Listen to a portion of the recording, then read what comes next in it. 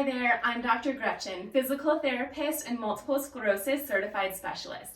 If you are someone who hinges forward when you're walking or standing, whether you're using a rollator, a walking stick, trekking poles, or no mobility aid at all, there are two most likely culprits.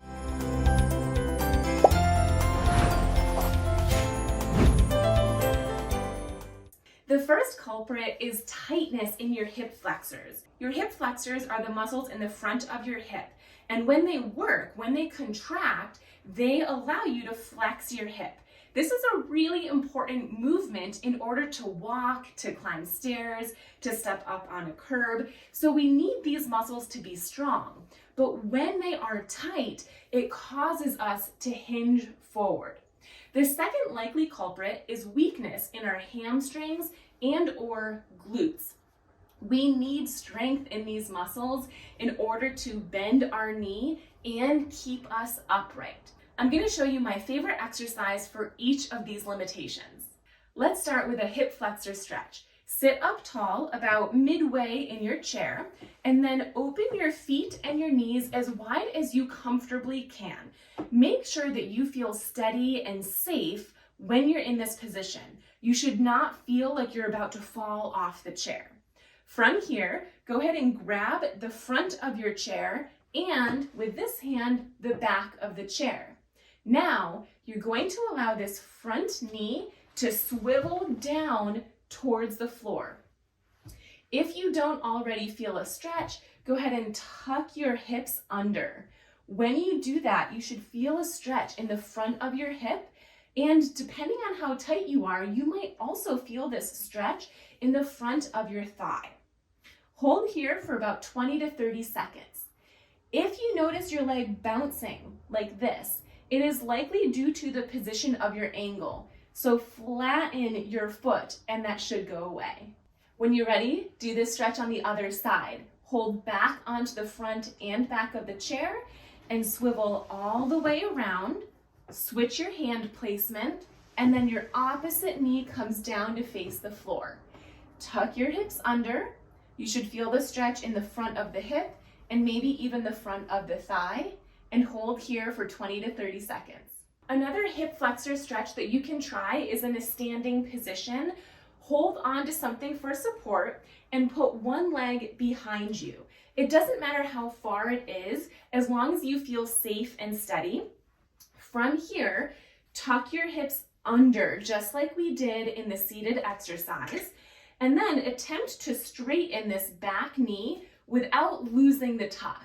This can be tricky if you haven't done it before, but tuck and then try to straighten your back knee as much as possible. This is as far as I can straighten it without losing my tuck, and you'll feel the stretch in the front of the hip flexors.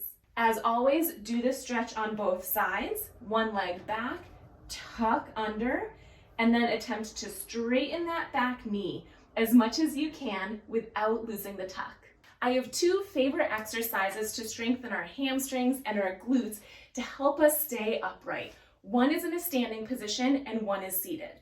For the standing position, hold on to something steady and you're going to shift your weight over to one leg. The leg that doesn't have much weight through it is going to kick diagonally backwards and then relax. You should feel this right in your glutes. And if you don't feel it there, that's okay too. You might have what we call gluteal amnesia, where you haven't used your glutes in a long time. So it's going to take more time for them to activate and for you to feel it. This is what that exercise looks like from the front. Shift your weight to one leg and the opposite leg goes diagonally backwards and relax. Make sure you are not hinging forward.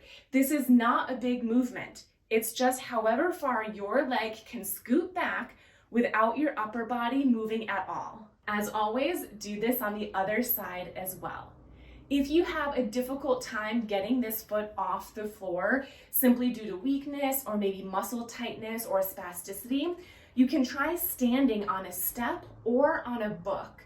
That alone will raise this leg up off of the floor, so it'll move a little bit easier without any friction. My favorite seated exercise for a glute and a hamstring is to sit all the way back in your chair, and then you're going to bend one knee as far as you can. So bend your knee and pull your heel back, and then relax. Same thing on the other side. Pull, pull, pull, and relax. When you're doing this exercise, you should feel tightness behind your knee. That is where your hamstring muscles attach to, and relax. And you can do this exercise whether you're sitting in a chair like me that has an open bottom, or you can do this on your couch or a sofa. If you don't have an open space under your chair, that's okay. Just push into the surface and you will feel the same amount of activation. I hope you find these exercises helpful. So often when we hinge forward, we assume that it's due to a weak back, but in reality, it's our hips, the front and the back, that are causing this issue. To learn more about my MS-specific exercises, feel free to check out my online MS wellness program, The Missing Link.